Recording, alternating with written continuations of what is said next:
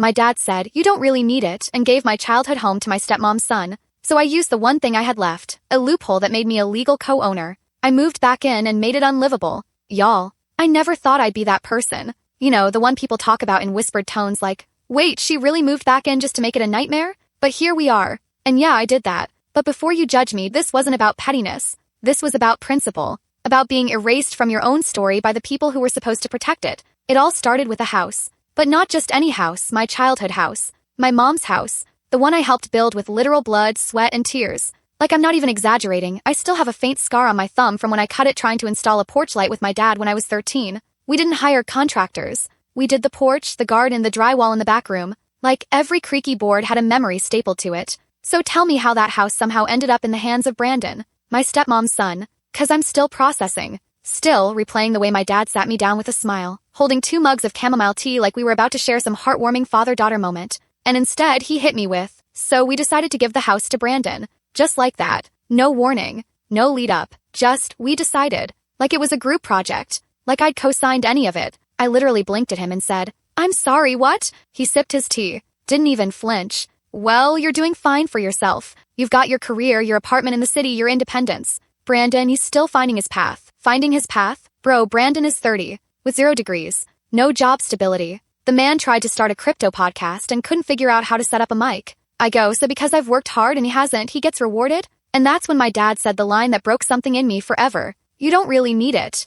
Like I hadn't earned it. Like my memories, my labor, my attachment to that home meant less than Brandon needing a fresh start. But let's rewind for a second because I need you to understand why this hit so deep. So after my mom passed away when I was 12, cancer, brutal and fast, my dad and I clung to that house like a lifeline. We rebuilt parts of it together. We made it feel like ours again. I used to help him install weather stripping, patch up the roof, repaint the mailbox. Stuff no kid usually wants to do, but I did because it was ours. And then Stacy came into the picture. Now I'm not gonna sit here and drag her. At first, she was actually really sweet, thoughtful. She never tried to replace my mom or force a relationship. But the moment she moved in, it was clear she was reorganizing more than just the kitchen. Brandon came with her, her only son. Kinda awkward. He always felt more like a house guest than family. We'd make small talk, but he mostly kept to himself, holed up in his room playing games and sulking about the system being rigged. When I left for college, I honestly felt a little guilty, like I was leaving my dad in a whole new life without me. But I figured he was happy, and if he was happy, I could deal with not loving the changes.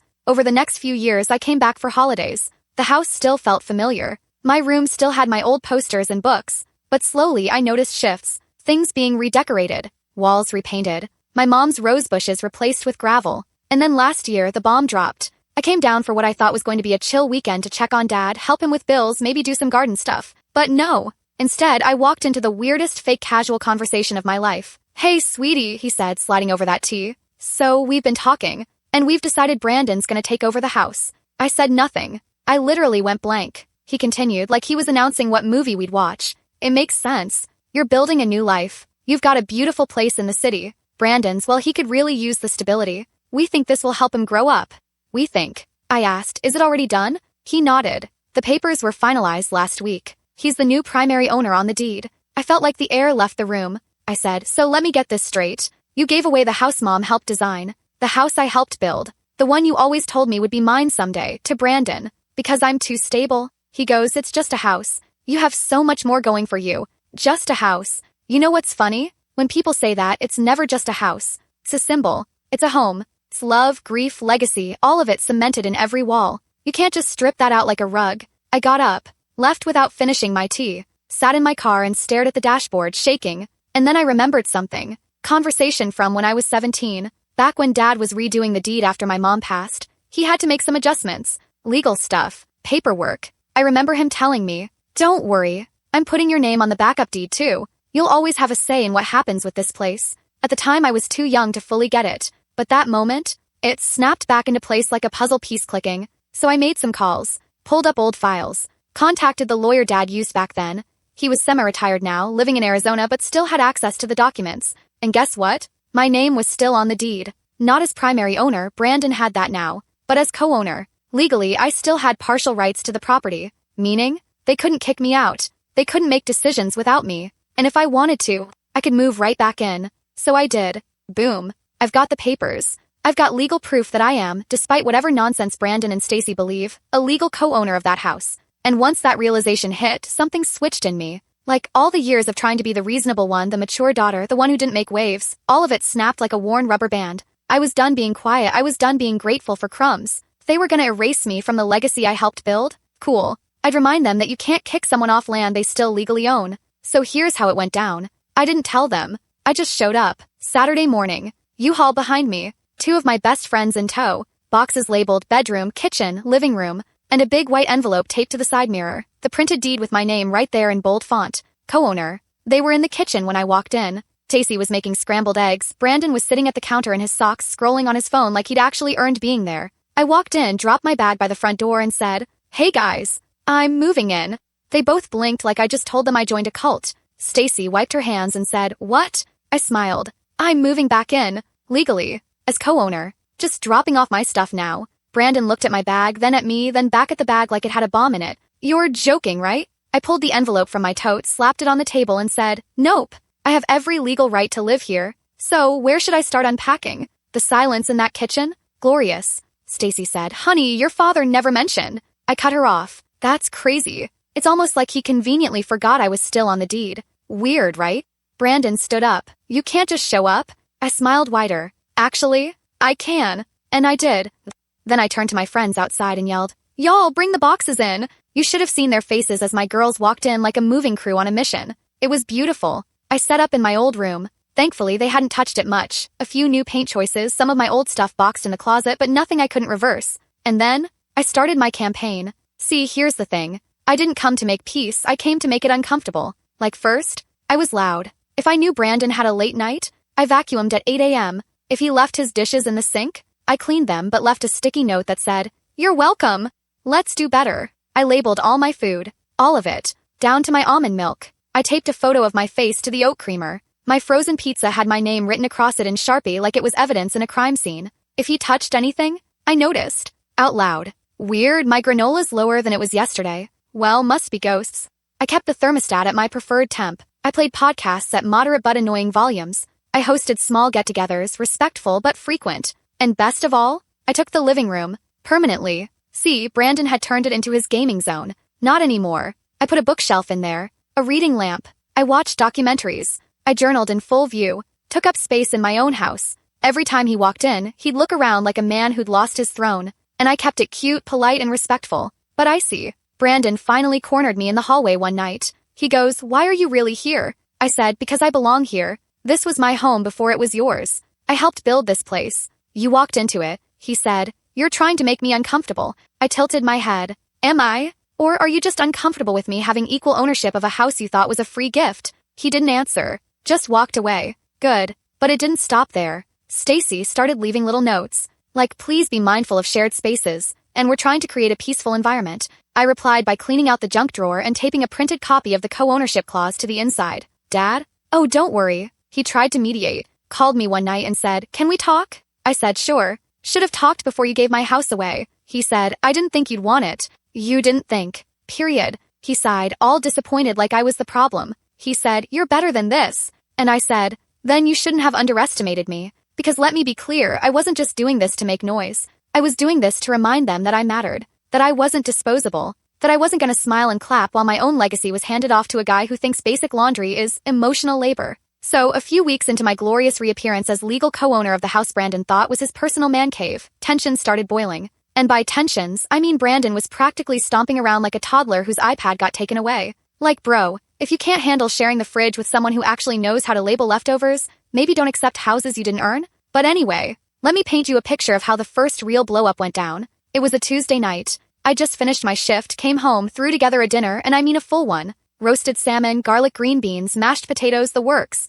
I even lit a candle. I was halfway through my meal, watching reruns of the Great British Bake Off in the living room, aka my corner now, when Brandon shuffled in. He looked around like the space physically offended him. He stood behind me and just hovered. I ignored him, took a bite of my salmon. Glorious. Then, in the driest tone imaginable, he goes, "I think you should leave." I paused the TV, turned to him, fork still in hand. "Excuse me." He crossed his arms. "This isn't working. You're making things tense. You're always correcting us, acting like this is your house." I blinked, then smiled. "That's because it is my house. Half of it legally. I don't act like anything. I am a co-owner. You just don't like that I'm not invisible." He fumbled. Yeah, well, it's disruptive. You're constantly being petty. Playing your music, labeling stuff, having people over. I held up a hand. You mean living my life in my home? Sounds rough.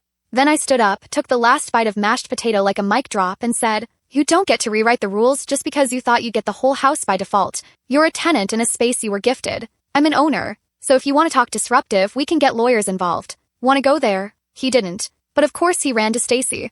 Cue family meeting the next night. And by family meeting, I mean an attempted intervention where Stacy sat on the couch like a principal about to hand me detention. She started with, we're concerned about the tension in the house. I said, same. I've been meaning to talk to you about Brandon's inability to wipe down the stove. She ignored that. We think it would be healthier if you considered other living arrangements. You have options.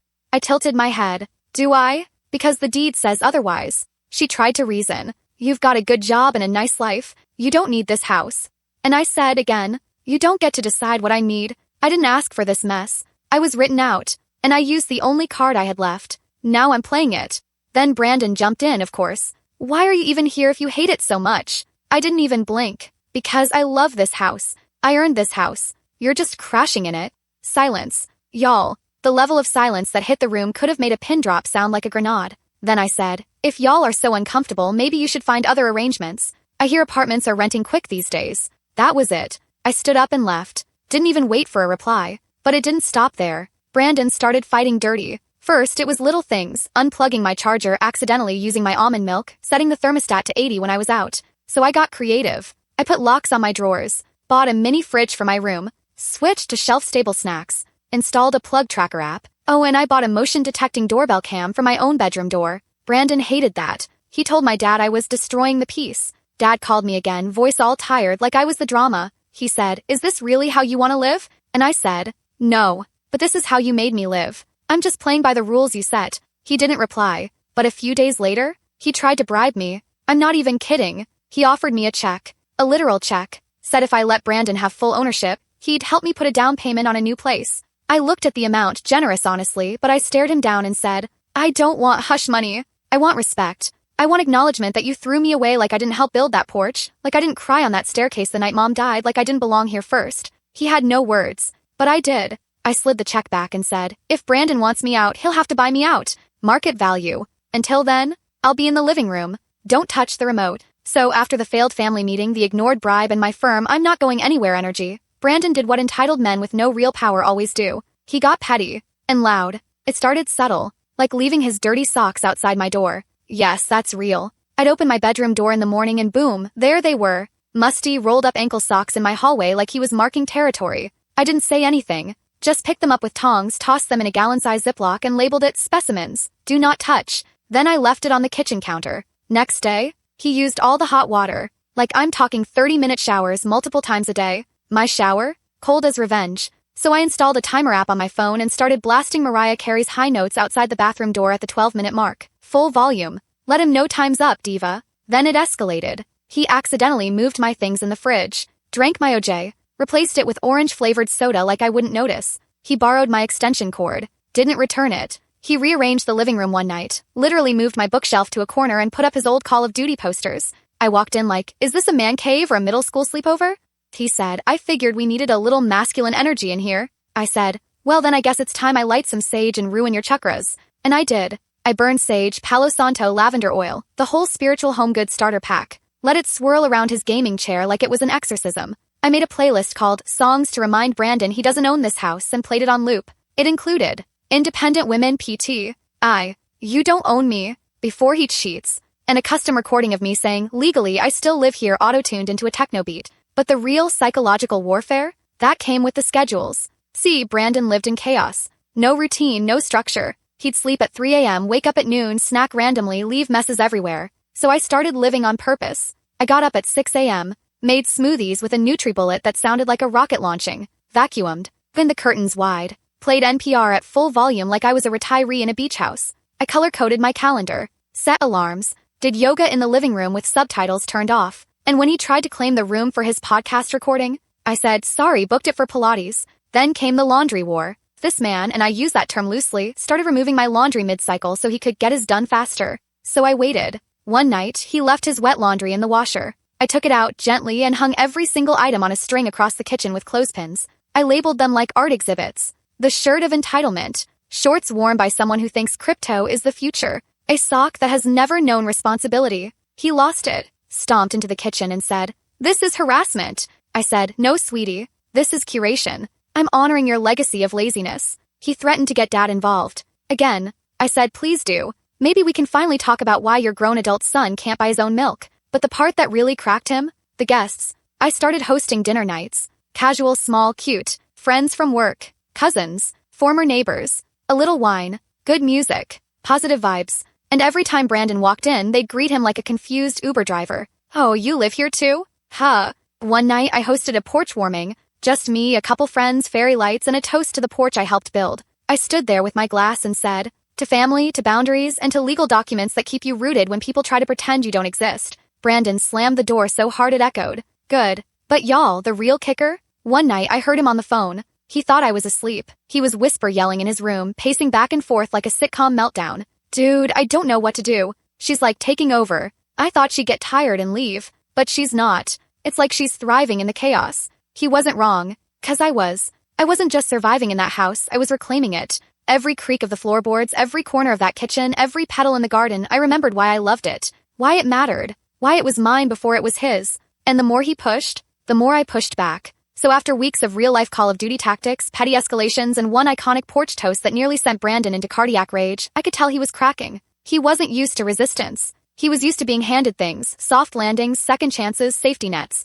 Me? I was built in the fire. I built that fire, with lumber and cement and pain. So naturally, when someone like Brandon gets uncomfortable in his own comfort zone, he does what all entitled guys do when backed into a corner. He tries something illegal. Yup. He went there. Started with weird noises. I came home from work one day and noticed that my bedroom door wasn't closed all the way. Weird because I always shut it, fully. I'm a click it shut and check twice type of girl. So I opened it and sure enough some things were off. My throw blanket was folded differently. My diffuser was unplugged. A framed photo of me and my mom was tilted like someone knocked it over and set it back without checking. I felt it in my gut. Someone had been in my room. First, I gaslit myself. Maybe I left it like that. Maybe I knocked the frame myself this morning in a rush. Maybe I was just being paranoid. But the next day, I walked in and my entire drawer of skincare was rearranged. Rearranged. Like someone went snooping. Like someone opened it looking for something. I called Lana that night and told her everything. She goes, "Girl, you need a camera." Like yesterday. So I bought one. A little motion-detecting security cam disguised as an air freshener. Discreet. Quiet. Set it up on my nightstand. Synced it to my phone. The next morning I left for work but circled back 10 minutes later and parked down the block. Waited. And guess who walked into my room with a little key in hand? Brandon. He opened my door, looked around, and started going through my desk. I watched it in real time on my phone like I was on an episode of CSI Family Betrayal. He rifled through papers, opened my mail tray, even scrolled through a folder labeled lease options on my laptop like I wouldn't notice. And then, the final straw. He pulled open my nightstand drawer, found my co-ownership documents, and took a photo of them. I had to literally breathe through the rage. 'Cause bro, you just broke into a locked room, violated my space, and took a photo of legal docs like you were some kind of dollar store private investigator. But I didn't say anything yet. I waited. That Friday night, I planned my move. I waited until Stacy and Dad were both home. Brandon was in the living room, smug as ever, sipping soda and pretending not to exist. I walked in, calm, carrying a folder. I said, "Hey, can we have a quick chat?" Whole house. Everyone gathered. Brandon looked bored. Stacy looked concerned. Dad looked tired. Probably from trying to emotionally balance a family, he fractured himself. I sat down, pulled out my laptop, and mirrored my phone screen to the TV using Chromecast. Brandon blinked. Then the video started. There he was, opening my door, with a key, walking in, digging through my personal stuff. Stacy gasped. My dad's eyes went wide. Brandon? Frozen. Like someone just pressed pause on his entire nervous system. I let the footage play. Let it breathe. Then I paused it. Looked around. "So, you want to explain why you broke into my room?" Brandon stammered. I wasn't. I was just looking for. I didn't. I cut him off. It's called trespassing. And because I had locked the door and you used a spare key without consent, it's also breaking and entering. Stacy said he didn't mean anything by it. I held up a hand. Intent doesn't matter. Impact does. And I have everything recorded. So unless someone here wants to pay for a lawyer, I suggest you listen very carefully. I turned to Brandon. You don't get to violate me and then act like I'm the problem. Then I turned to Dad. You gave him this house without even talking to me. Now he's breaking into my room to steal documents that already prove what he's too lazy to Google, that I have every legal right to be here. Silence. Then I handed them each a copy of the cease and desist letter I'd had Mia, my cousin the law student, draft earlier that week. Any further violation of my space will result in legal action. I'm not bluffing. I'm not scared. And I'm not backing down. Brandon got up and stormed out. Stacy muttered something about blowing things out of proportion. And Dad just sat there, quiet, defeated, like he finally saw what he'd created. And me? I went back to my room, locked the door, lit a candle, and took the deepest breath of my life. 'Cause that was the turning point. That's when they stopped pushing. That's when I started reclaiming everything they tried to erase. A few days after the footage, no one said much. Brandon started avoiding me completely, which honestly, blessing. The tension in the house shifted from fights to corporate silence with legal consequences. Stacy barely looked at me, which again, fine. Her loyalty was always to her son, not to the girl who helped her husband hang drywall 10 years ago. But then, my dad knocked on my door, and for the first time since I moved back in, he didn't just let himself in. He stood there, quiet, almost hesitant. I opened it. He said, "Can we talk?" Part of me wanted to slam the door, or roll my eyes, or say, "Funny how that works now, huh?" But instead I nodded, tapped aside. He sat at the edge of my bed like it physically hurt him to do it. He looked at the bookshelf I'd rebuilt, the lamp I'd bought, the lavender diffuser softly misting in the corner. My room looked calm, safe, like mine again. Then he said, "I messed up. And y'all, I didn't expect it. I really didn't. 'Cause for months now, he'd been defending Brandon, defending Stacy, defending every decision like I was some wild emotional nuisance who just couldn't let things go. But now, he looked tired, older, not like a man in control, like a man trying to clean up a mess he made with the wrong broom. I didn't speak. I just waited," he said. I thought I was doing what made the most sense. Brandon was struggling. I didn't want to see him fall apart. And I thought, you were doing fine. You always are. You don't ask for much. You don't demand anything. I thought giving him the house wouldn't hurt you like this. I took a breath. Then I said, "The part that hurts the most isn't that you gave it to him. It's that you never even thought to ask me how I felt about it. Like my connection to this place didn't matter. Like I was just a footnote." He nodded. "You're right," I said. "This house was the last thing I had left from Mom. I helped build it. You told me it would be mine someday." He rubbed his face with both hands. Silent again. Then, "I forgot you were on the deed. That was supposed to be for security. For you. I guess I didn't think you'd come back and fight for it like this." I laughed. Bitter. Soft. "You thought I'd just let you hand my history to someone who never earned it? Someone who broke into my room and lied about it?" He nodded again. A slow, painful nod like swallowing gravel. "I'm sorry." There it was. The apology. Years late. But real. He looked at me and said, "I didn't want to lose you too. And I know I've been losing you for a long time. I just didn't want to admit it." I swallowed the lump in my throat. Because yeah, I'd been drifting from him for years. Not because I stopped caring, but because he stopped seeing me. Grief changes people. I know that. He was broken after Mom. We both were. But somewhere along the way, he rebuilt himself without me in the blueprint. And I'd been carrying that grief, quietly, all this time. I looked at him. "I'm not here just to make Brandon uncomfortable. I'm here to remind you I exist. That I mattered to this home. That I still matter." He nodded again, wiped his eyes, said, "I know. And you're right. You shouldn't have had to fight for that." We sat in silence for a minute. Then I said, "So what happens now?" He looked at me, voice steady now. "I'll talk to Brandon. And Stacy. I can't undo the deed transfer, but I can start making things right. You deserve to be heard. You will be heard." And for the first time in what felt like years, I believed him. He stood, looked around my room again. "This place looks like you again." I said, "Yeah, that's the point." He left, quietly. No more speeches. And me? I sat there, staring at the walls I once helped paint, remembering 13-year-old me holding nails while Dad hammered, remembering my mom standing on the porch in her apron, waving at me from the front steps. This house wasn't about real estate. It was about memory. It was about me not letting go of the last piece of a life I thought I'd lost. And now they knew I wasn't letting go. So, after Dad finally apologized and admitted he'd messed up, I thought things might calm down a little. They did. For about 48 hours. Then came the Stacy conversation. She cornered me in the kitchen like she'd been rehearsing a speech in the mirror for days. She stood there, arms crossed, half leaning on the counter like a character from a Hallmark drama. And then she said, "I know your dad talked to you, but I think it's time we had our own conversation." I kept washing my mug, didn't flinch. "Go ahead." She sighed, dramatically. "I just think what you're doing is unnecessary. You've made your point loud and clear. Brandon's on edge, he's anxious. This was supposed to be a new chapter for him." I turned to her and said, "A new chapter built on a racing mine. You don't get to play peacekeeper after you helped write me out of the will." She shook her head. "That's not fair. Your father made that decision. We didn't think you'd want to live here again."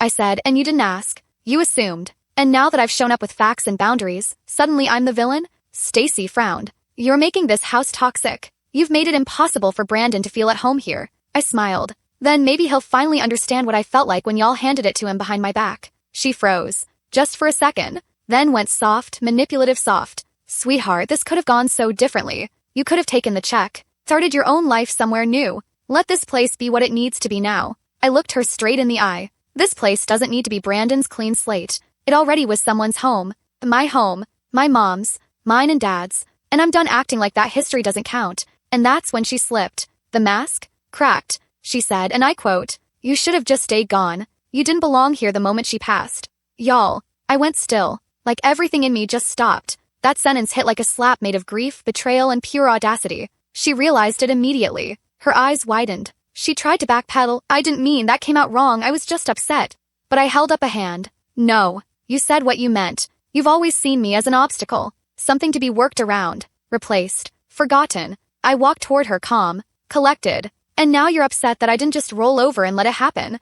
She didn't say another word. Just stood there. I walked out of the kitchen, called my cousin Mia, told her to move forward with phase 2. See, while all this was happening, Mia and I had been prepping a formal buyout request. Legally, as a co-owner, I could force Brandon into one of two options. Buy me out at fair market value, agree to sell the house and split the profits. It was a clause buried in the co-ownership deed, one that Dad never expected would come into play. But guess what? It was about to. So we drafted the letter, got it notarized, included an independent appraisal, gave them 30 days to respond. I slid the letter under Brandon's door that night. Next morning, chaos. He stormed into the kitchen yelling, "You can't do this. You're forcing me out of my own house."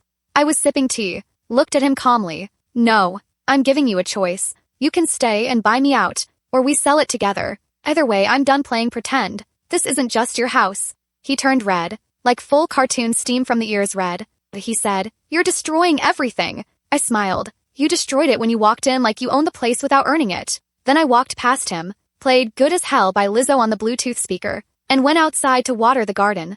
So the 30-day clock started ticking. Brandon had a legal deadline to either buy me out at market value or agree to sell the house and split it. And let me tell you, watching him spiral over that decision, pure poetry. He tried every tactic in the entitled guy playbook. First was the emotional appeal route. "This is the only home I've ever really had. You're taking that from me." I raised an eyebrow and said, "Cool. Now imagine how I felt when you tried to take it from me." Then came the guilt trip from Stacy. "This is going to tear the family apart." I looked her in the eye and said, "Maybe it should." Then Brandon tried the lowball offer route. He sent me a generous buyout proposal, emphasis on the quotes, that was nearly $40,000 less than the market appraisal Mia had included. I didn't even respond to the email. I just forwarded it to Mia and she replied with, "Denied. Counteroffer remains as stated. Deadline unchanged." You guys, I swear I heard Brandon scream from across the house when he got that email. He tried going to my dad again, crying, begging, and for the first time, Dad didn't cave. He sat Brandon down and said, "I'm not going to fix this for you.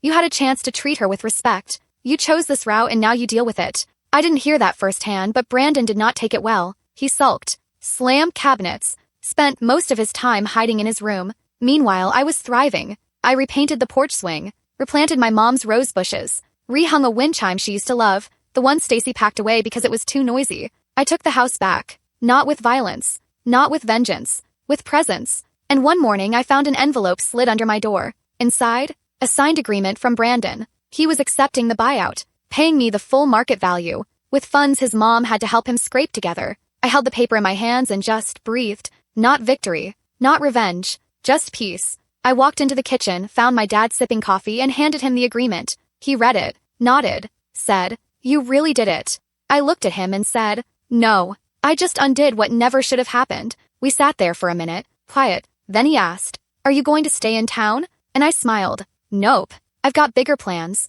but I'll visit. Maybe even crash on the couch, as a guest." He chuckled softly. And then, right before I left the room, he said, "I'm proud of you. And I'm sorry it took me this long to say it." I paused. That one hit. I turned back and said, "Thanks. I'm sorry too. Sorry you forgot who your daughter was. But I'm glad you finally remembered." That weekend, I packed up the last of my things. Moved into a new space, not huge, not fancy, but mine. Fully mine. Brandon kept the house. But every time he steps on that porch, he'll remember who built it. Every time he sees those roses blooming, he'll remember who planted them, who fought for them, who didn't leave quietly. So, I moved out, signed the buyout agreement, got my check, put it straight into a new savings account labeled Peace Fund. Put down first and last month's rent on a sunny little apartment across town. High ceilings, no shared fridge trauma, and 0 entitled roommates named Brandon. Life started moving forward again. I didn't hear much from the house after that, which was exactly what I needed. I took myself on solo brunch dates, started a pottery class, actually finished an audiobook for once, claimed my brain space from all the chaos, until one morning about 3 months later, I get a text from an unknown number. It's just a photo of the house, specifically the porch, collapsed, like completely caved in. Underneath the photo is a message. Hope you're doing well. You were right about the support beams. He didn't fix them. Former neighbor. Y'all. I laughed so hard I almost choked on my granola. 'Cause yes, the support beams. The ones I warned Brandon about before I left. The ones I told Dad needed reinforcing or else they'd give out eventually. The same ones Brandon brushed off like, it's fine. It's just cosmetic. You're being dramatic. Well, guess what gave out the next time it rained? Yup. That porch. The one I helped build with my bare hands. The one where my mom used to sit and read books on warm afternoons. The one Brandon thought he could just inherit without maintaining a single part of it? Gone. I didn't reply to the text. Didn't screenshot it. Didn't blast it on Instagram stories. I just smiled. 'Cause honestly, that house might not be mine anymore.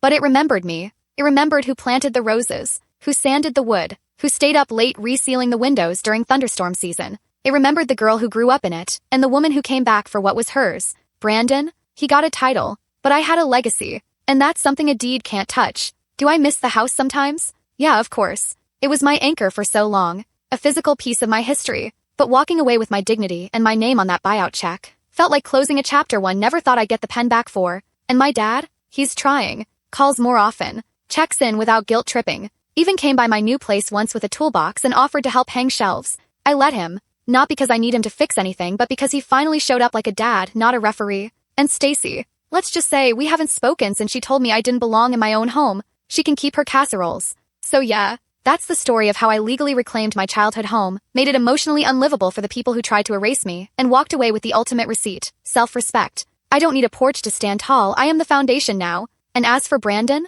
well, I hope he's enjoying that porch repair bill. 'Cause me, I'm off to buy some fresh roses, plant them in a new garden and start something that's truly finally mine. Peace out, y'all.